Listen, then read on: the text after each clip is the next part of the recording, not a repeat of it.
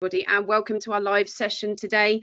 I'm just going to start by doing a very quick sound check. So if you can hear us, you can see us. If you can interact, there's a chat box. You can send emojis, just so I know that we're live and you can hear us. Yep, there we go. Thumbs up. People are saying that we're live. Thank you very much for doing that. It's always good to know there's people out there listening. So my name's Chantal. I'm the Marketing Director at the UK Contact Centre Forum, and welcome to today's session being hosted by UKCCF and our friends at Mitel. I've just got a few housekeeping points to go through before I pass you over for the live session.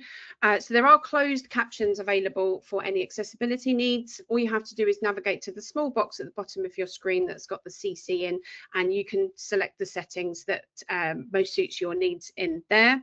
And if you do need any assistance throughout this session, you can contact me using the chat box feature provided. Just make sure you select my name at the bottom and you can direct message me there, and I'll do what I can to help. So this session today is expected to last an hour and it is being recorded. The recording will be sent to everybody within 24 hours of the session ending. And also we do have resources available for today as well. So the slides, we're going to use a couple of slides, but there is a whole slide deck for you to have a look at, and that's found under the handout. So we discovered it's not called handouts, they've changed it, sorry. It's called the materials section of the go-to panel, so you can have a look at those there. Please ask questions throughout this session. Our panel are on hand to answer any questions you may have today, and you can do that in the question box at the top of your go-to panel. Just type your question in there, and Rob's going to pick those up throughout today's session. So I'm going to pass you over to the important people now. I'm going to pass you straight over to Paul Hughes. Paul is the head of CX sales for Mitel. Paul, it's over to you. Thank you very much, Chantal, and welcome to everybody. Thanks for joining. I know your time is valuable, but hopefully you'll get a lot out of today's conversation. Thank you also to Katie and to Rob. Why don't you just give us a little short introduction, the pair of you. So Katie, please introduce yourself. Hello, a pleasure to be here on a Wednesday afternoon. Wednesday afternoon, indeed. It's hard when you get to this time of the year to remember the days, isn't it? But my name is Katie. I am the founder and director of Cultivate Customer Experience Design, which, as you may have guessed, is a customer experience consultancy. And it's a pleasure to be talking about measuring what really matters today, because so often we don't. And Rob. Yeah, hi, Rob Dalgety. I work with Paul at Mitel. I think I'm a bit of a supporting act today with two very illustrious CX colleagues here, but I'm probably going to bring a slightly different perspective when Paul brings me in. I've had a varied career. One chunk of it was consulting, so I've worked with a lot of businesses, been a consultant into them. I worked for a long time as a product manager within Vodafone, so there's another block there. And then the last chunk has been working with technology vendors, typically helping them market and sell their technology, whether that's AI, databases, web browsers.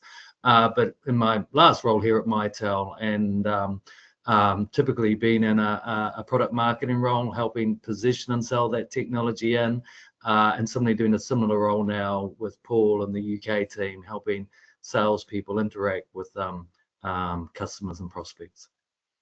Thanks very much, Rob. So today we're going to have a conversation, and please feel free to interact via the questions area. But we're going to have a conversation around understanding and measuring what really matters in CX. And just before we do that, I just want to kind of, some of you may know Mitel very well, some of you may be new to us, but we've been delivering technology solutions into multiple sectors globally for over 50 years now. I personally have been passionate about CX and have sold an awful lot of Mitel contact centers over the years in the reseller channel. And I just really wanted to establish and kind of set the scene in terms of Mitel's CX strategy before we go on. So in this age of AI, we are all about empowering agents, not replacing. We'll talk more about threat and trust as we go through the conversation. But our solutions, our approach is always to empower and enhance and augment. we have some incredible tools with which we do that. One of which I think is a real jewel in our crown, which is our workflow studio. So we can build workflows to enhance employee and customer experience, and obviously human experience. They may well be AI enhanced, they may not be, and they might just use simple logic. So it's not always AI at the center. It's always about understanding why and when AI would be appropriate. So I think we don't simply sell technology, we're enabling experiences, and we're building relationships and adding lifetime value. My guiding mantra specifically is to keep the human experience at the center, at the heart of our AI decisions. So why does this topic matter so much today, measuring what matters in customer experience? Why is this important? Well, it's really, really important because with the advent of new technologies, we just really need to understand, by deploying them, how are we creating value? How do organizations really do that in today's extremely fast moving digital age? How do they balance the plethora of technologies, AI, automation? How do they do all this while keeping the human experience at the center of things? Well, why this matters is very, very clear in some statistics, which I'm now going to throw at you. I don't like to do this, but actually these are quite important. Gartner will tell you that 83% of CEOs say CX is a priority. However, only 15% of organizations can link CX metrics to financial outcomes. Now, that's a massive problem. There's a huge disconnect there. There are some other stats here about kind of failure of CX projects. 76% do not return ROI, and so on. So actually, I think we're perhaps not necessarily measuring the right areas of performance to really understand how the technologies can add value. Katie, what would you say to that in terms of your experience in the real world of businesses deploying these technologies but not really knowing kind of what the expected outcome is? Yeah, I mean, I think that the statistics that you shared there, they're not surprising. And unfortunately, I think there's another stat where 1/3 of CX initiatives actually make it, the rest fail. Yeah. And there's a lot of reasons behind this, and there's a lot of reasons why we can't necessarily demonstrate ROI to the investments that we make. And I could be here all day if we talk about those, but ultimately, I think we're just not confident in starting in the right place at the moment. And too often we feel like, with the conversation on AI in particular being so incredibly prominent, that if we're not doing something as a business with AI, we're missing out, we're going to be left behind, which means strategically we're not thinking about it at the right place, at the right time, for the right reasons, and therefore, unsurprisingly, we don't get the right outcomes because we haven't actually figured out what those outcomes need to be. Yeah, I couldn't have put it better myself. I think that is why this conversation matters right there. That gap between kind of chasing the shiny object that is this new technology, today it's AI, and really understanding how it's going to add value to an organization. So if we look at some of the traditional metrics within CX, I'm not suggesting that these metrics now are unimportant or irrelevant. I just think that they possibly are incomplete in today's new world, shall we say. Net promoter score, CSAT, average handling time, first call resolution, all very, very important. But I think what they are doing is they're measuring effort and loyalty around an experience, but not necessarily the value of that experience. Would you agree with that, Katie? Definitely. And I think they're too interactional. So yes, we have things like relational NPS. And NPS is obviously a very tricky conversation because we've got people who absolutely advocate for it and people who want it struck out of their industries. I'm a middle grounder. I think there's a time and a place as long as you use it right. But aside from that, still things like CSAT, effort score, they're very interactional. And actually, as people, we don't experience experiences in that way. So we're already measuring kind of on a back foot. Yeah. Well, actually, I mean, let's just refer back to the roundtable we did kind of a week or so ago. This is a follow-up to that, really, and you did a fantastic presentation around, you know, the neuroscience around emotions that create experiences, and then that kind of leads to how we behave, right? So talk to us a little bit about that, because I think often we start at the wrong place, as you just said, when we look at delivering solutions that we want to create value. So yeah. Talk us through that cultural and the approach from a neuroscience perspective, Katie. So if we just kind of step back from metrics for a second and think about customer experience on itself, what is CX? Actually, a lot of companies, I think, simplify it way too much, and it's easily done because we're all customers, right? We all know what customer experience should look and feel like, and we all know when it's not great. But in an organization, we need to understand it deeper than that. So in a nutshell, very quickly, customer experience, yes, it's the interactions you have with a business, but those interactions create some form of emotion, be that moderate to strong, happy to frustrated. And those emotions, they create memory, which creates perception, which creates customer experience. So when you dig into that psychology, actually it's incredibly deep and there's so much to it.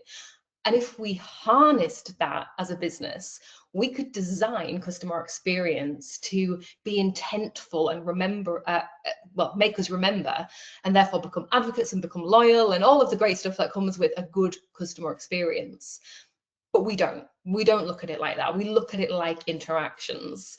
So then coming on to the metrics are typically interaction measures, and we're often measuring efficiency and not emotion, which is very operational, and I can understand why we've done that and why that's taken its place in the way that we do business. But actually that isn't the way humans work. We are emotional beings, and I think we need to move away from measuring efficiency and move to measuring emotion. Sure, and I guess AI really does kind of change that perspective. It sort of flips, in some ways, the question from how fast did we answer or deal with that transaction to did the customer achieve their goal without friction or frustration? And it's really important to understand that you need to start looking in different places to surface that information, right? Yeah, definitely. And the whole landscape in which we operate, it's going to look very different. I mean, it already does, but it's going to become more and more different. And I think a lot of the things that we found challenging in organizations to date, we're going to overcome those challenges. And things like speed and efficiency, I think they're going to become less important. So actually, we need to be thinking about what is that differentiator, what does provide that good customer experience. And ultimately, it comes right back to what you said. It's, are we achieving success? Is it in a satisfying way? And crucially, can we engage that customer in some way that influences sentiment? Really, really important. I mean, how do we even track sentiment? And are we tracking, if we are tracking it, are we doing it in a meaningful way? I think, Rob, this might be a time to bring you into the conversation here, because I know as we were preparing for this webinar and talking about our real life use cases, you were actually right in the middle of what appeared to be a fragmented customer journey with one of your broadband providers. So I think your description of that would really demonstrate quite nicely how difficult it can be to build trust and join things together in a way that gives you the right expectation of what's going to happen, and really deliver the outcome that you wanted. So talk us through that, Rob. Yeah, so obviously for this webinar, preparing and doing some primary research, I didn't quite expect to have it centered in my own personal life to the extent it was, and actually reflecting on it, God, it was an emotional roller coaster. So I'll set the scene for the audience. Sunday afternoon, very key day. Chelsea are playing Arsenal. Kind of all prepared to have the family sitting down to watch that. The shepherd's pie has been made. My wife's just out doing the final, kid pickup from a sports event, and she severs the broadband line. It's been fixed by a subcontractor for a broadband provider, 6 months ago, and kind of wasn't grounded underground. It was a sort of a metre and a half that was above ground, and she literally walked through it and severed it from the house. So it is panic station. So first and foremost, check we have enough mobile data that we can watch the football, which we did. So that was the first challenge overcome. But then reflecting, it was like, wow, we both work from home. She is on working day one of she's in the finance sector for a company on working day one tomorrow. So first things first, we thought we need to get some mobile broadband. She raced out, kind of got a dongle and some connectivity. And that then brought up another problem, that I had an issue with my mobile broadband provider, that I couldn't actually update data onto my MiFi. So I had two problems. One, I don't have a fixed line connection anymore into the house, and I don't have a way of adding mobile broadband as the backup. So on the Sunday, I tried both with the mobile broadband provider and the fixed line provider to get through. Again, came through voice, kind of went through a bit of triage. As it turned out, on both of them, having spent 15 minutes kind of going through that process, there were no agents available anyway. So I kind of, spent a chunk of downtime on the Sunday afternoon. So then I cleared the decks on Monday. Didn't do the school drop off. I got myself into London really early, ready for 2 long interactions with these 2 different companies. And I'm dreading it. I'm just going, oh my God, this is going to be awful. It's just I'm just not looking forward to what's about to happen. So first and foremost, I get the mobile broadband piece, look to sort that first. And I had 30 minutes with an agent. The provider had merged with someone else. There was just a laborious process to change credentials and move from the web portal back to my phone, back to the app. Once I got to her, she was so helpful and knowledgeable and moved me around. But oh my God, the why this was happening, what had I done to deserve 30 minutes of navigating around and updating my credentials to get access back to the app so I could add mobile data? I don't know. But certainly the agent support, the agent empathy, everything about the agent was fantastic. The surround in that instance didn't work so well, but I must admit I came out of it kind of just thinking about the agent and what they'd done, and kind of was hugely positive about that. Then, so having now got mobile data sort of on the Monday morning, it was like, let's now tackle the getting the fiber line connected. Went through voice, kind of got triaged out. They then threw me into a chat, and I had a live agent on the chat. Again, a really laborious process to triage through, because I'm like, look, the line's severed and needs to get reconnected. It's kind of clear what's going on. Please, let's just focus on that. And she had to kind of go through a bunch of different qualifying and clarifying questions. I was with her for 40 minutes. Again, she was very knowledgeable. She was very empathetic, because I wasn't happy about where I'd ended up. And at the end of it, I had a quick call out for yesterday morning between 8 and 1 that would get an engineer out that reconnect the line. The bit actually that wasn't great on that. It was very asynchronous. I would answer. I could tell it felt like she had other things she was doing. Sometimes she'd answer quick, but in the end, again, very knowledgeable, got me through the process, even though it took 40 minutes, and I got that appointment. Then the process really did fall down. I'm still in London on the Tuesday. Let my wife know, the engineers are coming out between 8 and 1. I got no email update, got no messaging update. I'm going through Tuesday morning, and I was going, they're not going to turn up. There's been no further communications to me, and I'm kind of getting wound up through the morning, and then there's no interaction back with the broadband provider, and I'm just getting more and more annoyed about the lack of connecting up the parts of that business. And then actually kind of getting closer and closer to 1 at about sort of 12:35, I'm on a work meeting, and I've sort of been watching my phone, and there is an unknown caller coming through. I stopped my meeting, I answered it. It's a contractor. He's like, yeah, I'm 15 minutes away. I'll be there. And then as it turns out, he arrived sort of 12:45.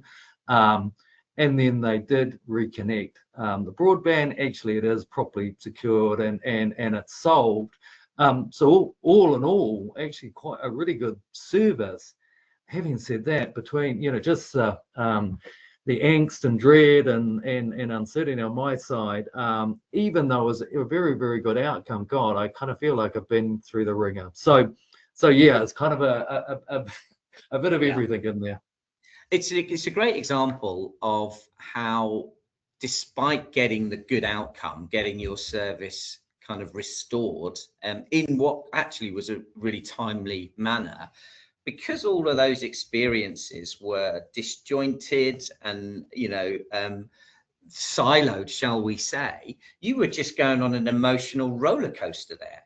So if you'd have been asked to feedback at any one point throughout that journey, you're going to give very, very different, answers and a very different perspective on how you were being dealt with, despite the fact you got what you needed at the end of it. And that's really, really important. It comes back to really understanding the full customer journey and really trying to remove those silos and to create a frictionless journey from start to finish. But it starts with really saying, well, what type of experience do we want to create for Rob? How do we want to make him feel throughout this process? Katie, what's your view of that story Rob has just told us? Oh my gosh, there's so much in there. I think you could almost go through every single chapter of my book and say, yeah, Rob. Because yeah. I think, you said about how, and you mentioned this then, Paul, the gap in the experience. So you'd said, Rob, in the morning, you hadn't heard anything from the engineer as to whether or not they were coming, and that created this doubt. Well, there's the empathy gap in perfect demonstration. And this is where there's that simple lack of information, lack of contact, which creates this chasm of doubt and uncertainty in you. And that is so simple for an organization to prevent by just having some more proactive communication. And then you talked about, obviously, the agents who were fantastic and incredibly helpful, but they were inhibited by process and possibly technology. And gosh, we see that time and time again. And then you talked about, ultimately you got the fix, the resolution. And I think there's a little bit of the customer experience recovery paradox that came in there, which is, despite the flaws and the problems and the issues you experience, actually they recovered it. So maybe, just maybe, you're leaving that experience feeling positive. I'll let you be the judge of that. But well, yeah. And if you ask my sentiment at different points with both of them, between Sunday afternoon and Tuesday afternoon, gosh, it was highs and lows and all sorts going on. So wow, it varied a lot, in that short time frame. And it so goes really back to then, sorry, Paul. Sorry, Katie, go on. No, I was just going to say, it goes back to exactly what you said about understanding that full journey, because so often, and especially with metrics, everything comes back down to an average. We look at what the average customer satisfaction is, what the average customer handle time is. And actually, it's not the averages that are the things that we need to look out for. It's those outliers. It's the Robs. It's where were those good bits and where are those terrible bits. And those are the things that are going to determine how your customer experience feels and whether or not you're going to have returning customers. Yeah, and one other thought on both of these issues. I knew we had a problem with the fiber cable. I could see it wasn't secured and there was traffic going through there.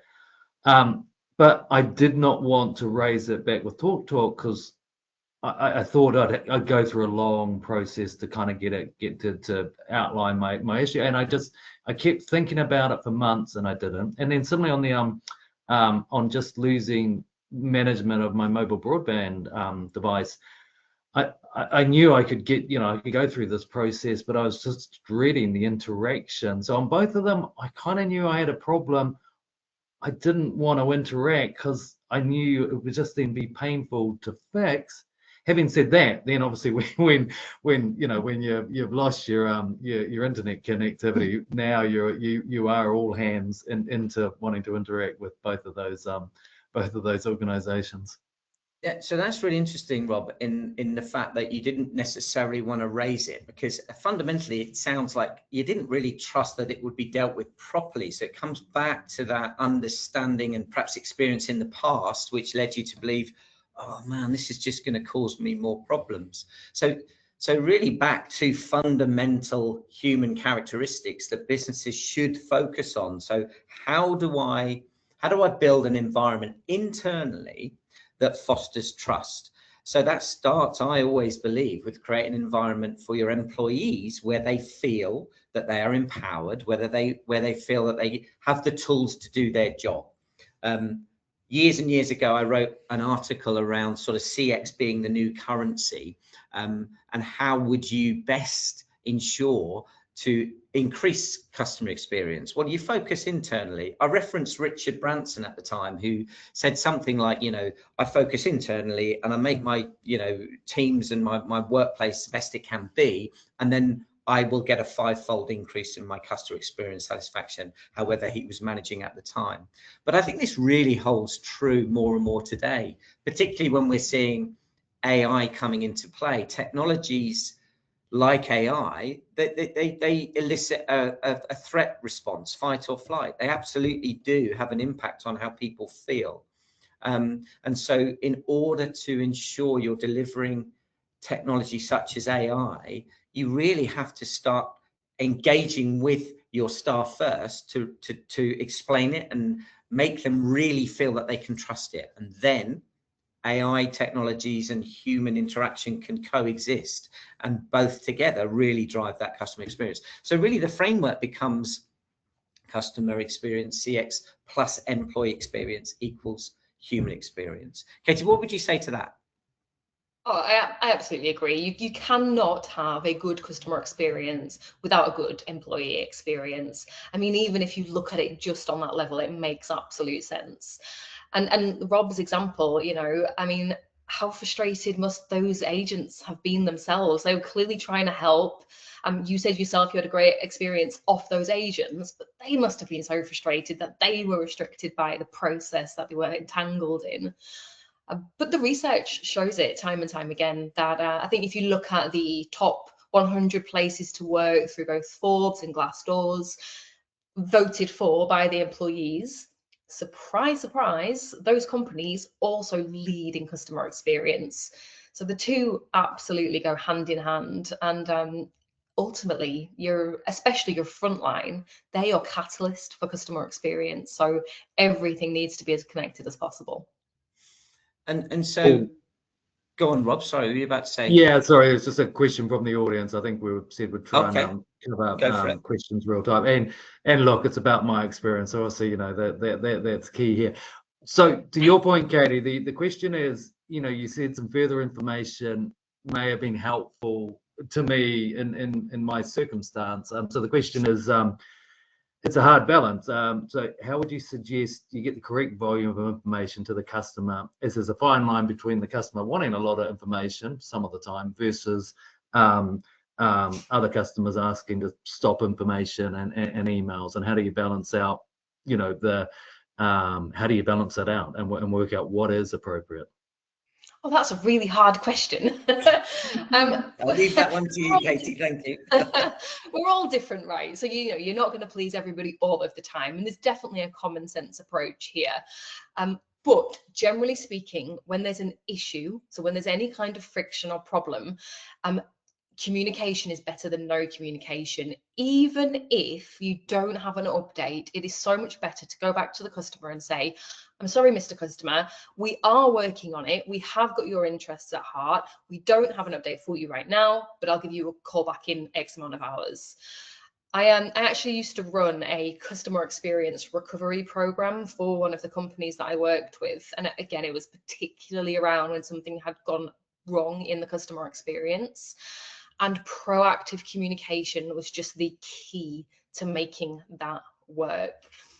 If we're going to be really clever though, and we're going to start using AI in smarter ways, then you would assess that customer and what level of communication that they want, and then you would drive the right level of communication to them. But yeah, that's we're using some smart tech there.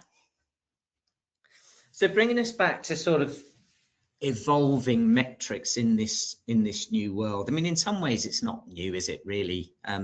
Outcome driven metrics should always be what we were measuring, but yes, new technology just does lead us into newer areas. Some of the conversations I'm having is sort of around, you know, customer effort delta. How do we close that? How do we even measure it? Some of the challenges around measuring things like time to trust, for example. These are phrases that you hear which become so important. Emotional resolution score. Wow, that sounds but again, very difficult to sort of grasp and get a hold of. And so Katie, in your experience, when you've been speaking to customers and providers that are now looking at ways to measure these new metrics, how do you think they are dealing with that? How do they start to even, well, how do they even start, really, is the question. It's a big one, because so often when you're a company that's trying to get any kind of customer experience initiative off the ground, actually putting some metrics and measures in place is normally a big part, and it takes a long time usually to get buy-in and to get those embedded and to get the organization to care. So to be some time down the line and then maybe realize that these metrics need to change, I mean, it's a big cultural change. It's not just about the measure and the metric. So there's a lot of challenge around metrics, and people become very attached to them, and benchmarking becomes important, and that in itself is a real challenge.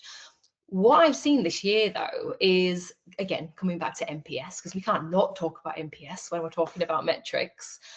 I had the pleasure of hosting and judging for Awards International this year, and some of the big winners who were leaving with the Gold Awards, actually their stories were around pulling away from NPS, and much to your point, focusing on outcome-driven metrics that mattered to their customers and to their business. And while we can list a multitude of different clever and awesome sounding metrics that people can start to utilize moving forward, I actually think the most important thing is just making sure that, I suppose going back to the title of this this webinar, making sure it means something to your business and to your customers. It almost doesn't matter what you're measuring, it's what you do with that afterwards and what importance it has in the business. So I think you just need to kind of take a step back and strategically think, what is important to you, to your customers, and then how do you measure that? And quite honestly, that can be in so many different ways. It's just getting it right for you. Sure. So what I'm hearing really is going back to basics and almost trying to understand what is the North Star, what is the overall focus of the business itself, and you know that should then be communicated and articulated down through the business so that everybody really understands what they're doing and what their impact and their daily activity does to drive that sort of direction towards that North Star. That's the strategy, right? What are we here to do? We want to create a great experience for our customers, but why? What is it we're doing? What is it we're selling? Once that's really understood, you kind of have to pull that back round to how do we monetize that? How do we now show that actually these activities aren't just fluffy, but they actually drive better performance and drive the business to be more profitable, if that is what they're trying to do, or to create better service or solution, or if you're a charity or non-profit, excel in those areas. But all of it comes back down to that basic, doesn't it? Really try and understand what it is you're trying to do, create a set of metrics that reflect that, focus internally on the employees first, and clearly do the same with the customers, and do an awful lot of research and try and understand and map that journey. I think another thing is there's a lot of talk about mapping customer journey, but actually without mapping employee journey internally, you really are missing a trick there. Would you agree with that? Yeah, and I think this is again where a lot of companies unfortunately are a little bit surface level. So I think every organization has to start somewhere, and whatever you are doing towards improving your customer experience, kudos, seriously, because it's more than a lot of other companies are doing. But customer journey mapping, you're exactly right, Paul. A lot of people, if we're lucky, map the customer journey. If we're even luckier, map it consistently. And if we're even luckier, map it, use that insight, and actually change and improve the experience on the back of it. But if you are wanting to do this robustly, you have your customer journey, which is known as front stage, and you have your employee journey and your backhouse processes, which is known as backstage. And you almost have your service blueprint with all of the stakeholders engaged, all of the employees who are engaged, your process, your technology, and that connects directly to your customer experience, which means that when you see something going wrong in your customer experience, you can directly connect it to the process, the technology, the people, the departments where it's going wrong, and it makes it easier to fix. Obviously, all backed with data, but I don't see an awful lot of companies doing that. And why do you think that is? Why, Time. Time. Resource. Yeah, Right. it's effortful. This is a job. It's a full-time job for somebody. Again, I ran a customer journey mapping department, and it had analysts, it had people who were engaging with stakeholders every day of that month, people hosting governance meetings, people managing the continuous improvement pipeline on the back of it. It's not a side of desk activity to do it properly, and it comes down to commitment in investment and prioritization. But the gains are huge. And actually, when you were just talking about demonstrating return on investment and connecting monetary metrics, actually customer journey mapping is a bit of a hidden gem, because you can identify really clearly where you are inefficient, where you are losing money, where you are losing customers. And you can then very clearly see where you're making those fixes and therefore making those revenue returns. And it's one of the simplest and clearest ways to identify ROI. But again, we don't often look at it that way. It's fascinating, isn't it? Despite all of those statistics we talked about at the start of this, where CEOs and leaders are putting CX right at the top of the agenda, and yet they're not necessarily backing it with the time and effort required to really look into it in detail. It kind of brings me to a nice segue into some of the approaches that Mitel would take. But just before I get into that, to recap slightly, okay, we talked about AI being introduced and really changing, therefore, how we need to measure success, and AI driving us to really understand, look inwardly first and balance this kind of employee experience alongside customer experience. Now, one of the things which is a call to action for all of you guys is to interact with Mitel and understand how we can deliver value in our consultancy process. We run, whether it's a CX specific discovery or what I probably term a broader innovation workshop, and we're going to go through some of these in a bit of detail here. But this process, we believe, really allows us to join some of these dots together that we've spoken about today, to really get under the skin of how you're operating at the moment, how your employees feel, what is your North Star, and then really trying to link all of that internal data understanding and analysis to your customer experience and customer journey mapping. Very, very simple three-step process. There's a whole load of preparation that we go through. And I'm delighted to say that, we work very closely with Katie in the first stage, understanding your cultural starting point. That's so important. So Katie, maybe I'll ask you to just expand on that particular point a little bit for us. The word culture, it comes down to everything, really. And I think when we were talking about those statistics of some other failings, unfortunately, in customer experience projects or strategies, usually it comes down to actually just not putting the foundations in place to start with. And if your culture isn't right, then you're not going to be able to get these initiatives off the ground.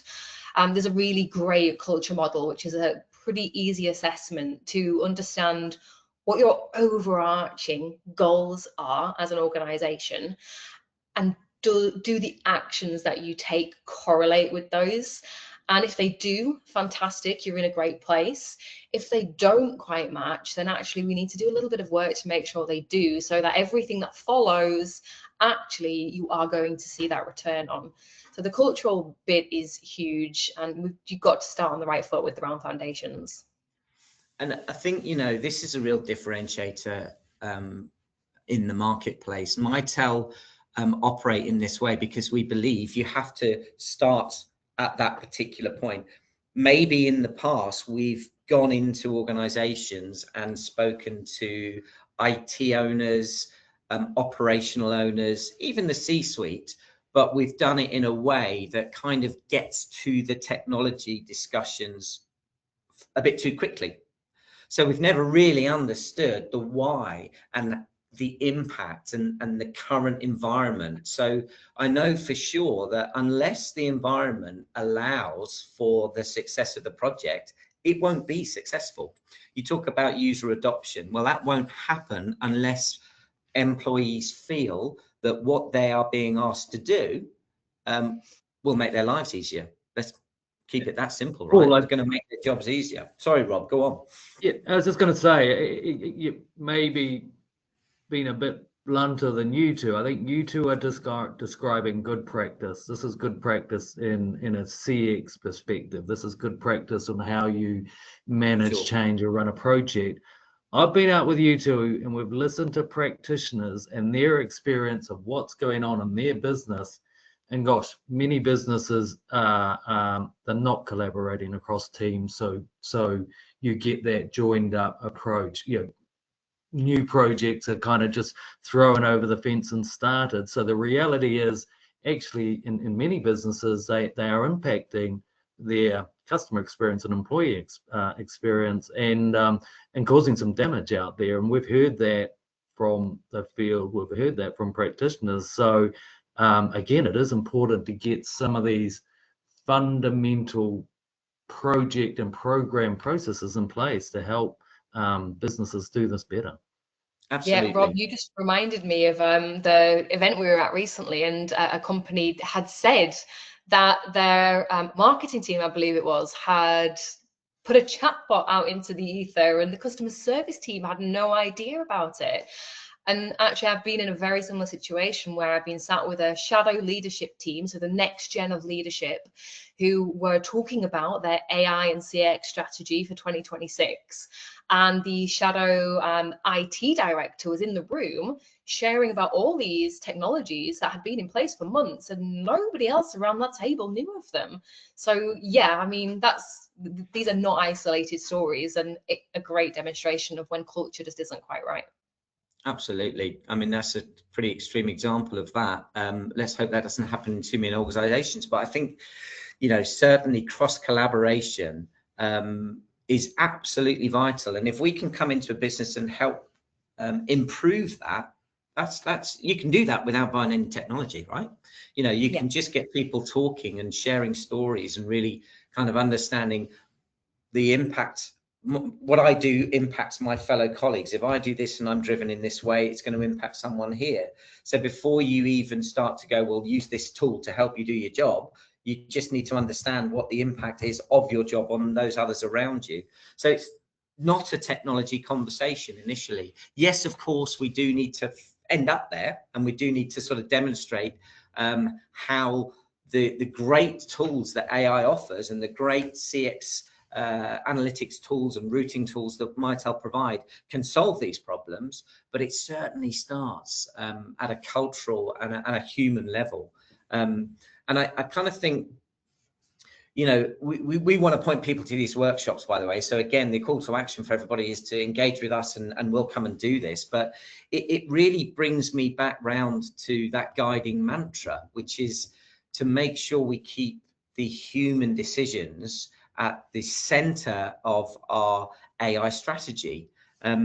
I firmly believe that we just need to ask the why and not race towards a shiny object until we really understand what the outcome's going to be.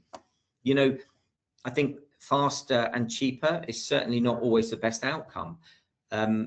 You have to capture the end-to-end holistic view of the customer journey, and we heard it, real experience of Rob today. If you do that, you're going to avoid creating those AI silos, those data silos, those fragmented experiences. So I think that's absolutely massively important. And these workshops are a great way to make sure that you can map out that blueprint and sort of maybe co-create that North Star. So yeah, that would be our call to action here, guys. After this, you're going to be able to have access to the slides. Some supporting information will be sent out, but we really want to engage with you on this kind of human level. Let's forget about the shiny objects. Let's really get to understand what your challenges are, introduce you to our wider team. We've got some amazing CX experts and the likes of Katie, who will help us in really uncovering some of the cultural challenges that we know businesses are facing. So I'd just really like to thank everybody today for listening. Rob, just before we finally sign off, were there any other questions that are popping up just in the question area there? Yeah, there's a couple of quick ones. Have we got time for that? I think we do. Yeah, we do. Okay. All right. So straight to you, Paul. I haven't even read right through, so I'll just I'll read and digest as we go. Hi, Okay. Paul. As a large global CX provider, we're very often tasked with cheaper and faster. Increasingly, customer journey mapping and customer experience is challenged against a cost out model. Yeah. I guess that's a reality out there from a practitioner. What's your reaction to that? So I guess another way of asking that is, how do we tie what we're doing here to making more cash and really convincing the board to invest more? Well, it just is a repeat of what Katie's saying. You absolutely have to really, first of all, start with the business outcome that you want. Really identify what it is you're trying to achieve, whether it's increased renewal rates, higher customer average spend, but identify specifically the business outcome that you want. The next stage would be to really then try and understand the CX behaviors that drive that outcome. So if you can implement AI properly, and that will drive the outcomes that you want to do in terms of raising the customer average order value, well, then you need to investigate that properly and try and find and understand whether that specific behavior will help you reach that outcome. And then, as Katie said, you've got to map your metrics to prove those behaviors are happening. That's not easy, but we can come in and really demonstrate how you can do that, and quantify the impact using real numbers. Everybody wants to make you have to really demonstrate that you can see your CX turning from a cost center into a value center and driving real tangible value. And of course, understand how to close the loop in terms of employee feedback, customer feedback, drive that back into the business to improve the whole experience, but with that North Star, with that business outcome in mind that you defined at the start of the process. Katie, what would you add to that? I absolutely agree with everything you've said. I think just two small things we would mention there about faster and cheaper. I think what we need to remember is, obviously that shouldn't be the starting point. The reality, it often is. It shouldn't be, but that is where you will get to eventually. If you focus on that excellent customer experience, removing friction, yada, yada, yada, the starting point shouldn't be improved speed and reduced costs, but that will be your ultimate outcome. Maybe not the speed thing, it's not always the most important, but the cost, definitely. And the other thing I would say is, again, when we're talking about ROI, we're often talking about like revenue generation, income generation. We need to remember that companies lose so much through inefficient and poor customer experience. So one of the biggest things to do to really demonstrate quick ROI is identify all those places you are losing money, and through your CX initiatives, whatever they look like, how you are nipping those money loss in the bud, because that's where you will really demonstrate quick returns.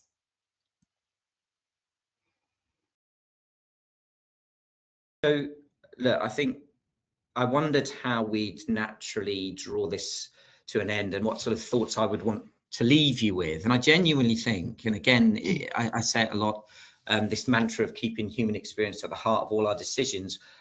Look internally. My advice would be to always look internally and try and create an environment that fosters trust and loyalty. Be authentic. These are human characteristics, and these should really become part of how we measure success. So take stock and slow down and always ask why. Don't go chasing that shiny object, and come and talk to us, and hopefully we can help co-create that North Star and really start to drive success in your customer experience journey. So thank you very much for joining today, Rob and Katie. Really appreciate it. Chantel, thanks for setting everything up. Just remains for me to say have a great day, and cheerio. Thank you very much. Amazing. Thank you very much, Paul. I'm just going to echo that sentiment. Thank you to Katie, thank you to Paul, and thank you to Rob. Thank you to our friends at Mitel for partnering with us on this webinar. For more information on UKCCF events, you can visit our website, www.uk-ccf.co.uk, and keep an eye on your inboxes, because there will be an email within the next 24 hours with a link to this recording and also these slides for this session. If this is the last session we're going to see you in 2025, Merry Christmas from everybody at UKCCF, and we hope to see you in 2026. Thank you, everybody, and enjoy the rest of your day. Cheers, guys. Thank you. Bye. Bye-bye.